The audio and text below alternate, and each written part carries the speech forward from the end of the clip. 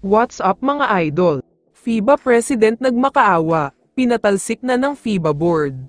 Pero bago mo sana ipagpatuloy ang panonood mo, ay huwag mong kalimutan na mag-subscribe bilang suporta sa aking YouTube channel. Maraming salamat idol. Isang nakakagulat na balita lang muna tungkol sa PBA, dahil matapos ang pagkakaroon ng isang bagong team na Star Wars Shipping Lines, mukhang may isa pang team na magkakaroon ng prangkisa dito sa PBA. Ayon kasi sa multiple reports, papasok na rin daw ang Strong Group Philippines. Gusto sana nilang bilhin ang Phoenix Fuel Masters pero not for sale tulad ng Terra Firma, kaya makipag-usap na daw sila mismo kay Kume Marshall. Sobrang exciting talaga ito lalo na sa 50th season ng PBA, dahil posibleng umabot na sa 14 o 15 ang teams, dahil nga nandyan pa din ang Hong Kong Eastern at maglalaro pa rin daw sila sa susunod na season. Samantala, pag-usapan na natin ngayon ang trending news tungkol sa FIBA. Mainit na topic pa din sa iba't ibang social media ang pag-approve ng FIBA Board na gawing local player ang dalawang former naturalized ng Taipei.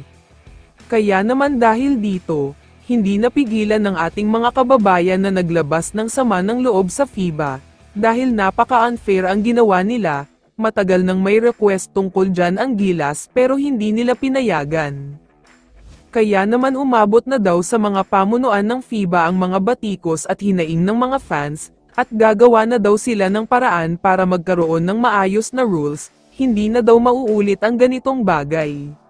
Ito pa ang mabigat sa balitang ito, posibleng magkaroon kasi ng boycott o pagpapatigil sa operasyon ng FIBA kapag may inside investigation na gaganapin, posibleng lumitaw kasi dito na may suhol o pagbabayad na naganap.